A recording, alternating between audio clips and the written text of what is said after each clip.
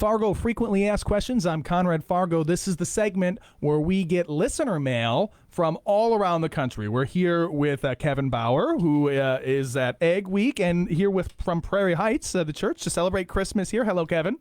Hi, Conrad. We are going to go through some listener mail. So we get tons of it, just over and over. Sometimes the same questions come up time and time again, and so I like to grab the ones that are maybe more representative of the larger audience and see if we can answer them on the air.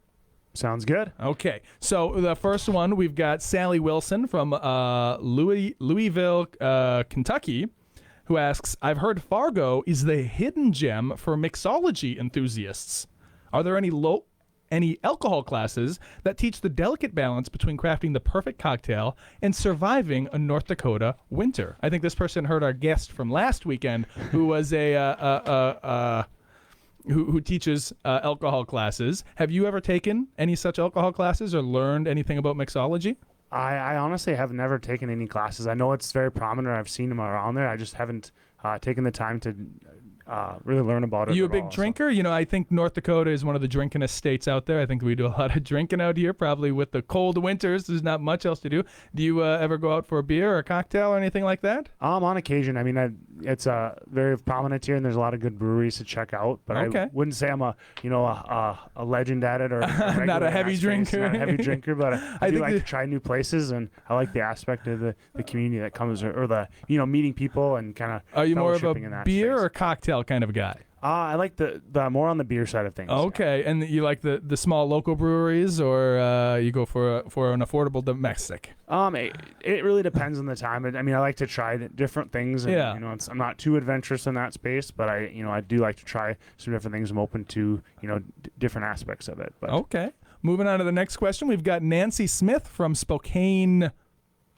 WA, Washington. There you go. I know the states. I'm an American. Yep. I've lived here.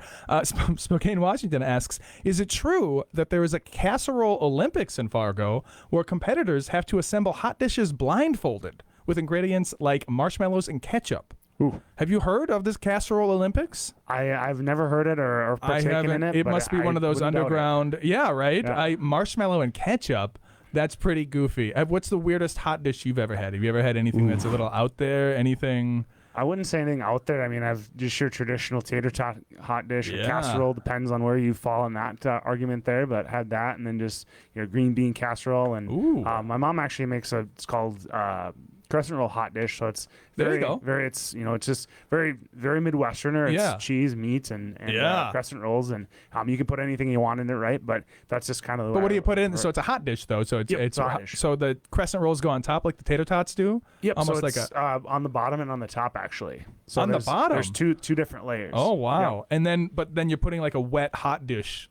Yeah, so then the bottom layer is probably pretty soggy, or you cook it first. So you cook the bottom layer for I don't know off the top of my head, but it's a few probably 10, 15 minutes or whatever. And I've made it once before, but it's one of those things. It's kind of nice to come home to, or like go home for the weekend taste of home. Or whatever it is. But what's the filling?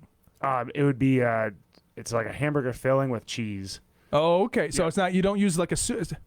In my mind, hot dishes always have like a cream of mushroom soup or some kind of Campbell's soup. I think it's like maybe that's just my mind. Campbell's soup. Oh, is there? Type of okay. Thing, in that space. It's been a little while. I usually don't watch it made type thing. When I've never thought about it, but when I think hot dish, I think there's got to be a can of Campbell's condensed. Got to be a can of something. Something usually. So like the weirdest thing I ever had, my wife. This is one of her concoctions. Is she would buy pie crust dough, and then she would mix it with cream of mushroom soup and salmon. How Japanese is that, right? Yeah. And cooked salmon and put that together. So it was like a salmon pot pie kind of a thing. That was really like, I don't know if that's a hot dish. It kind of sounds like your thing with pie crust instead of croissant. Somehow I always end up talking about food on this show, and I am hungry. It is lunchtime. I have not had lunch. All right. Well, wow.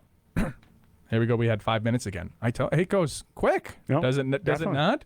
The next song we are going to grab here is the one you had actually requested. This is my favorite song. There's always one part in it that kind of brings it to my song, Nat King Cole, the Christmas song. Mm-hmm. We're going to listen to that, and then we will be back with Fargo Fresh. So don't go nowhere.